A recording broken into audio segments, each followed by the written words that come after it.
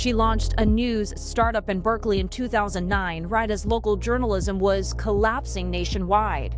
Now, it's one of the most influential nonprofit newsrooms in the country. Today on Behind the Byline, the founder of Berkeleyside shares the risks she took, the payoff, and why local news still matters more than ever. All right, on today's episode, we are joined by Tracey Taylor. Tracey, thank you so much for joining us.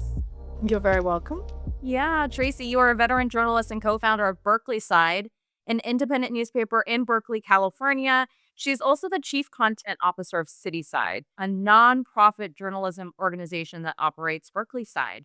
Tracey, I'm so excited to talk to you about nonprofit journalism, which not a lot of people maybe even know exists versus profit, but for profit rather. You've, worked and written for the New York Times, the San Francisco Chronicle, Financial Times, but of course you didn't just jump into that. So how did you even get started to begin with? I guess the story starts with me being British and living in London because I haven't always lived in California. I moved to the Bay Area 20 years ago.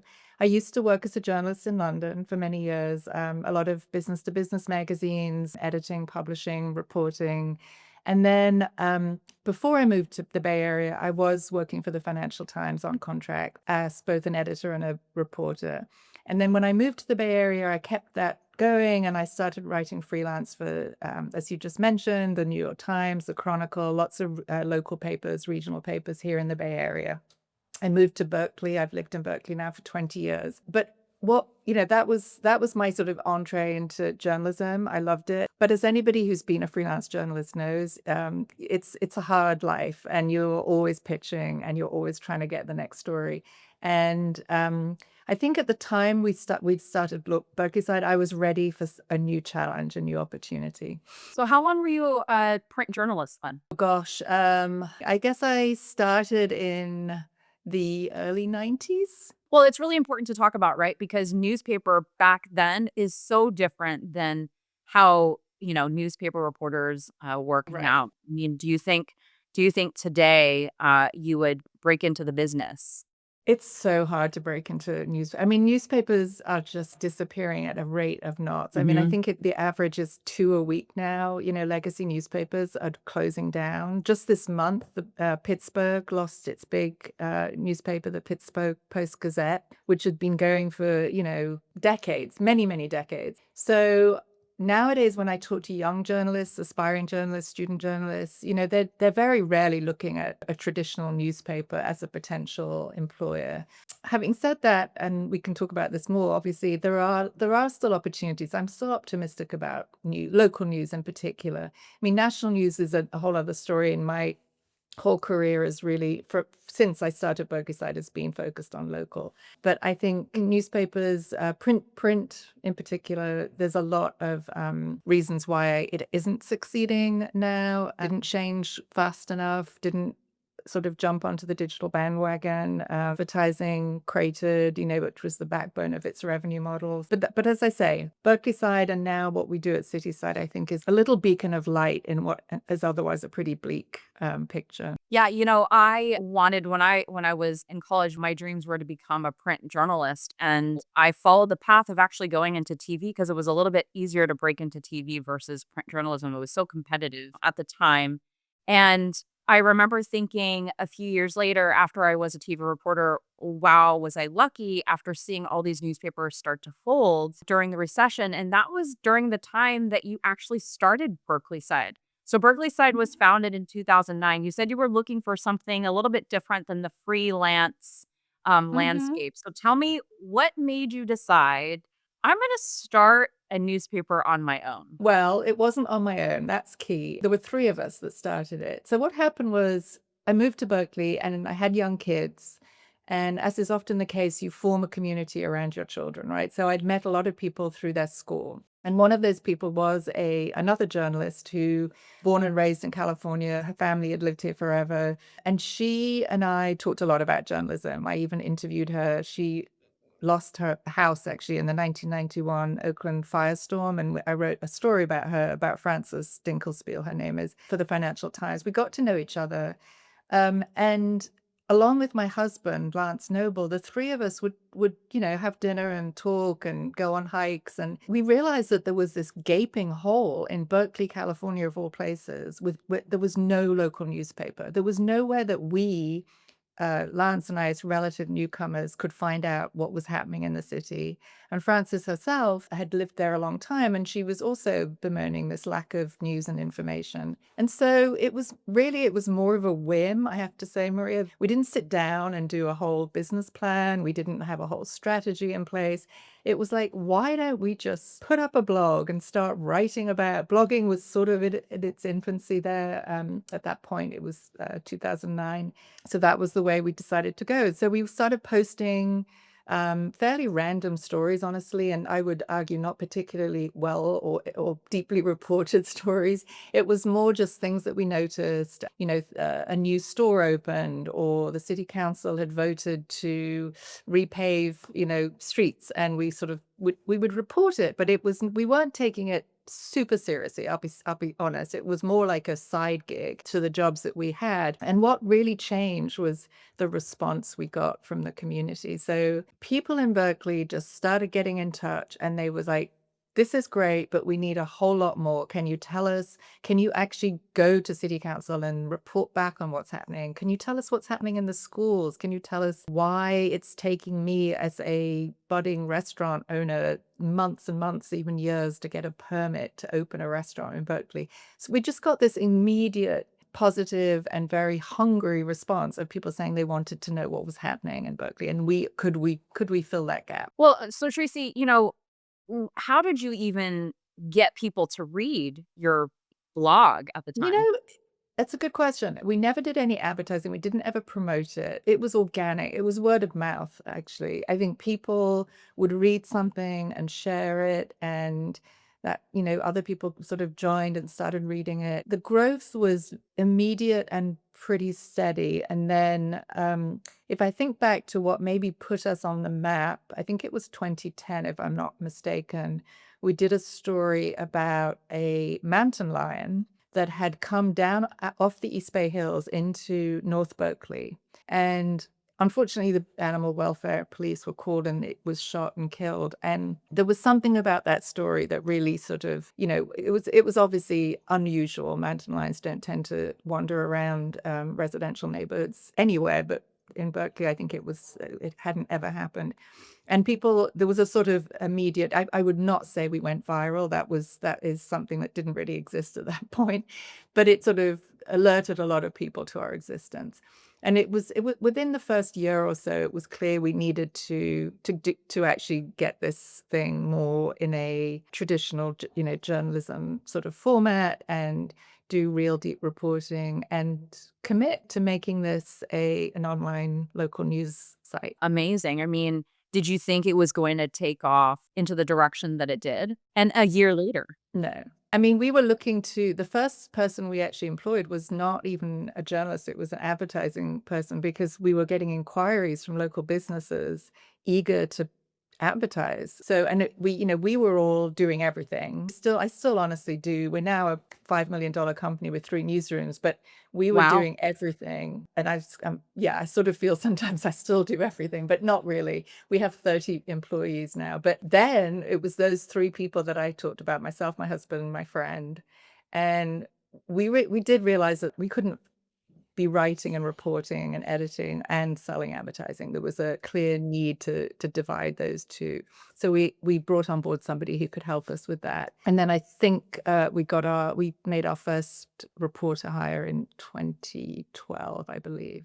But no, we did not think, to answer your question, we'd had no concept that this would take off as it did. And today, Berkeley's actually a very small city. It's only 120,000 odd people. Obviously, the university is a huge part of Berkeley, and its impact on the city works 2 ways. It's very much a town gown place. Yeah, so it's not a big city, but I think it punches above its weight in terms of its history and its resonance nationally. We have like 350, 400,000 visitors a month to Berkeleyside in a city that's only 120,000 people. So clearly, a lot of people are reading us who are in the city, but there are people from outside. We have parents of Cal students saying they read us to keep up to date with, the city where their kids live, or it's just, yeah, I think there's something about Berkeley that is really special, and it's definitely got a lot of news going on. There's always something going on in Berkeley. There really is, there really is, and it is a tight community, and they do wanna know what's going on in their community. And so, at what point was it not a hobby for you anymore, and you said, "You know what? This is what I need to do full time." I think it was about going into the second year, so maybe 2010, maybe 2011. We were still doing other jobs, but I decided that I would quit the freelance work. I flirted with becoming a real estate agent at one point, thinking we couldn't make a living with Berkeleyside, but I was loving it so much, honestly. I just loved that work. Becoming a journalism entrepreneur, that is not something that I'd ever thought about, actually. And also, I'd never, ever planned to work with my husband. That was definitely not in the cards. And it's worked out fine, I'm happy to say, but it just, I think if I had been asked, will you end up running an organization with your husband, I'd have probably said no. I don't think that's a good idea. Yeah, I mean, to see a successful newspaper and to have a great partnership with your husband, that's I consider, you winning there, Tracy. Yeah, yeah. We've had guests here who are broadcast journalists, so very few newspaper journalists who we've talked to, and this medium is really important. I'm curious to know what you think. If local journalism disappeared tomorrow, what do you think communities would lose first? So this has been well documented because of, we were talking about earlier about this crisis of just local papers just disappearing. 2 a week, I think, is the current rate. And it's been well documented what happens when there isn't local news, when there isn't a reliable local news source. First of all, people stop voting. There's the voting rates just start to decrease. They're not as civically engaged generally. They don't, because they're not learning through a local news source what's happening or what their local government is doing or what their school board is planning for their schools. Then corruption, and waste at the government level tends to rise. And then fundamentally, people just don't know their own community anymore. They don't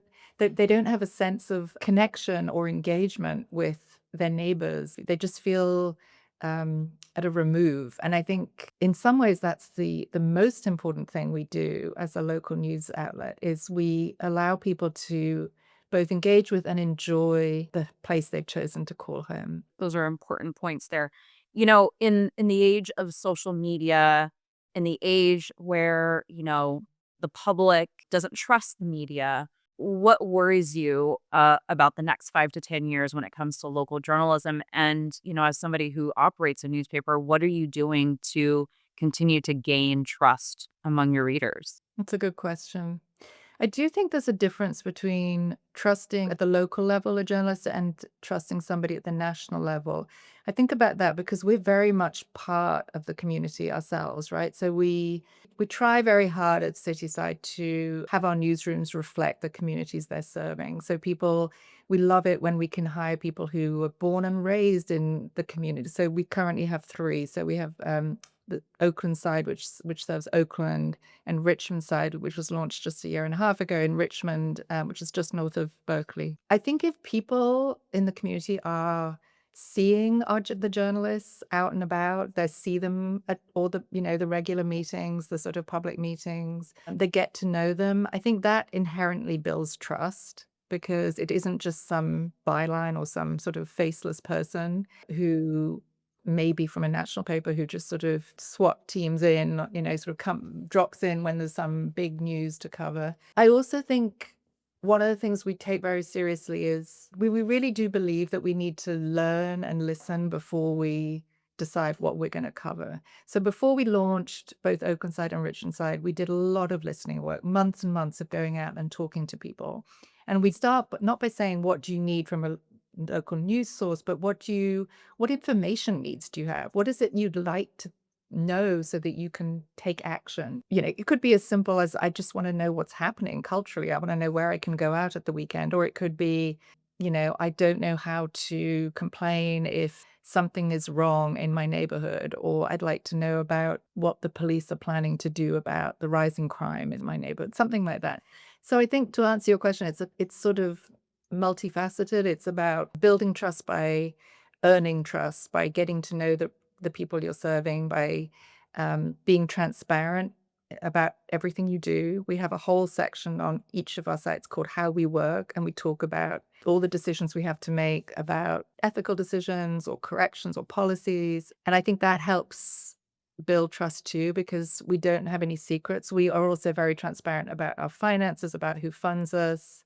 It's all there on the website. Yeah, I mean, it sounds like you are pretty ingrained in the community and you're having conversations. You're not just reporting the news, but you're really asking community members, what do you care about? What would make you read our articles? It's also things like we offer things that, so for example, on Berkeleyside, actually all our sites, but mainly it started on Berkeleyside, we offer a community obituaries for free, which is very unusual, right? When a family member passes usually and you want to honor them in a newspaper, you have to pay often a lot of money. They used to do it by the inch. I'm not sure how they do it now, but by number of words probably.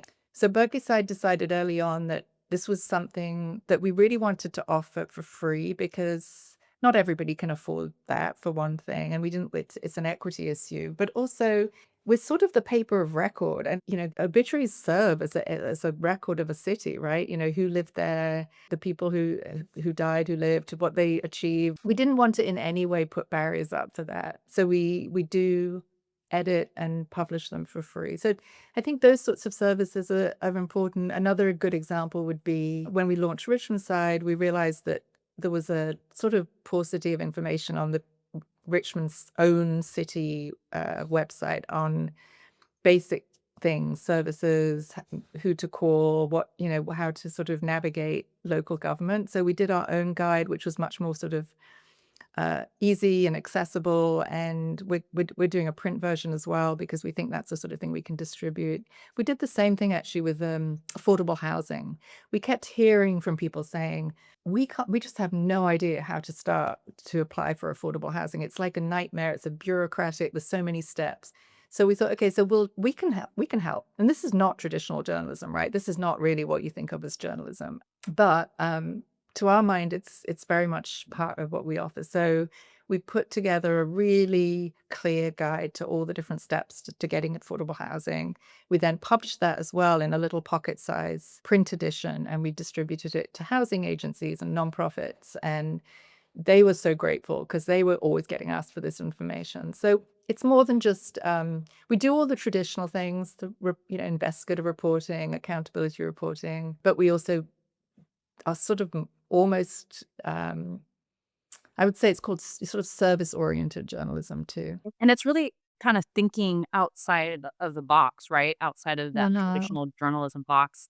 And so I'm curious to know, you know, with this younger generation that leans so much on social media, they are scrolling and that's how really they're getting their news. And then maybe they're going to Chat GPT now or Google to Mhm. just, make sure that what they're reading is truthful instead of just going to a newspaper or going to a TV, to watch news. Are you thinking about that? Are you thinking about how do we evolve with the time? Yeah. So we're building up a sort of an audience team. So we have somebody whose sole job is to think about who we're reaching, who we're not reaching. That's even more crucial, and how we can go about getting information to them. And you're absolutely right. Social is a key one. So we're doing a lot of piloting in Richmond because it's our new baby, and it's exciting. It's also a very different city, and that it's incredibly diverse. It's about half the population is Latina. It's very much a working class city. There are many reasons why it's even more difficult, I would say, than Oakland to get to reach people. So we started doing Instagram video, short video. We've launched on TikTok. We do a sort of weekly news roundup. A good example actually recently was the whole of the county's school district teachers went on strike at the end of last year. That's thousands of teachers went on strike. So this wasn't actually just Richmond, it was the whole school district across the county. And we decided we would launch a text service because a lot of people are running around, parents with several jobs sometimes, and a lot of obligations in their lives. They're not necessarily going to go and look at a website and sit down and read a 500, 1,000 word article. So we thought we would just be that source of key information. Is your school open today or is it not? And if not, where can I take my kid? Is there any childcare option? We opportunistically just thought, okay, let's do this. The district itself was not being particularly helpful in the information it was communicating to the school community. So we did it ourselves. And we had hundreds and hundreds of people sign up for that. And just, well, they were so grateful. We heard over and over again that if they hadn't been getting these texts, if they hadn't had the Richmond side information, they wouldn't have known what to do. They'd have got up and not known in the morning whether their school was even open or whether the teachers were on strike or they weren't on strike. So these are the sorts of things that I think make good, well, sort of reliable and sort of independent local news. And actually, I would argue nonprofit local news such a valuable thing to a community. Tracy, so I actually want to ask you. So you're the chief Mhm. content officer of Cityside, which is a Mhm. nonprofit journalism organization. Explain to people who've never heard of nonprofit journalism what that's about. So we were not always nonprofit. Berkeleyside ran as a for-profit for 10 years, al albeit a pretty unprofitable for-profit. So, I mean, you're in the journalism world, but journalists, you don't go into journalism Right. to become a To millionaire. make money.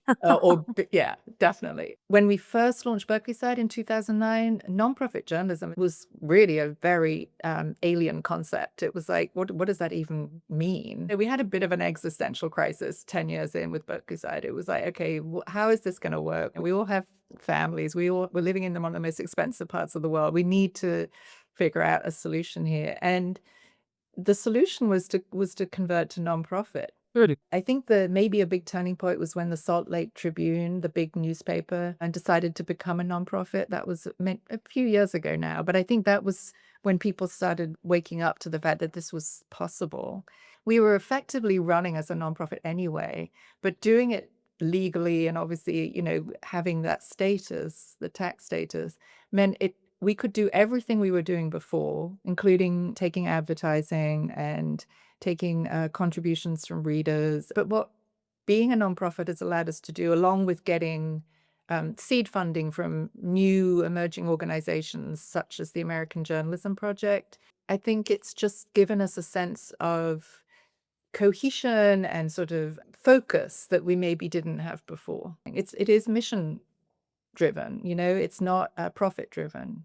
Everything we publish is free for everybody, and it always will be. That is non-negotiable. And that was true when we were a for-profit too, but we really have a deep belief that this sort of local news and information is everybody's right. It shouldn't just be for those who can afford. And so we'll never have a paywall, we'll never have subscription services.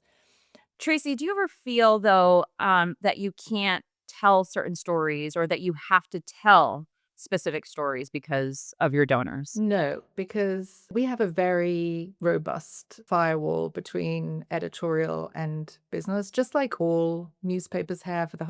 Good newspapers have had historically. I mean, you could argue advertisers can try and influence journalism too, whether Which it's a they've donor tried. or They've tried. what they do. Yeah, of course they do, and they will, and we're aware of that. Donors too, although honestly, we haven't had that experience. But if it does happen, we have strict sort of policies and rules in place. We protect our reporters well, I think I would argue, from any influence. And we certainly tell people part of the sort of contract when you donate is this is not buying you anything. This is not, you cannot in any way shape or influence the reporting. And that's something, that so far it's been honored. It may happen one day but we're prepared. We know how to deal with that. So, Tracy, do you believe that nonprofit journalism is a long-term solution, especially to these newsrooms, that we see shrinking or newspapers closing, or is it maybe a bridge to something else? I think it's a long-term solution. Mm. I think there's a movement now, supported by philanthropy and crucially communities themselves that is making nonprofit a really optimistic part of the local news ecosystem or even the whole news ecosystem. It's so interesting. So interesting.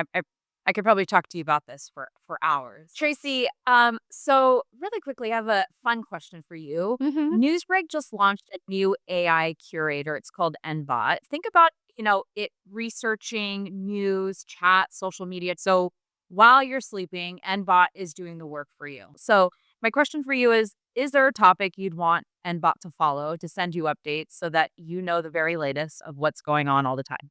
It's a good question.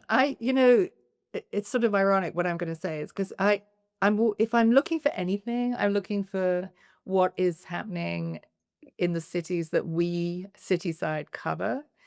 But I think the truth is because we are the leading news sources in each of those cities, the bot would probably be just scraping a lot of our content and our journalism. So that isn't exactly what a satisfying answer. On a personal level, probably travel. I'd probably be looking to, where can I escape to next? California. Yeah, I mean, I can stick around California. There's a lot to offer here. That's amazing. When you're not working, why not travel?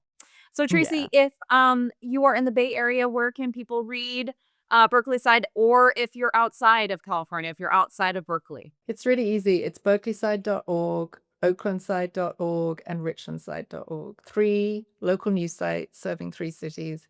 And if you want to know more about Cityside, it's cityside.org. That's the nonprofit parent that runs all 3 of them. Amazing. And potentially a fourth newsroom in the future, it sounds like. In the future, yeah, we're eager to keep doing what we're doing and grow and serve more people. And if we can make it work, we will. I think if there's one thing that I want people to walk away from this conversation with you is that local journalism is important and they should be reading their local newspaper, if not watching their local TV channel. Yeah, I would heartily endorse that, obviously.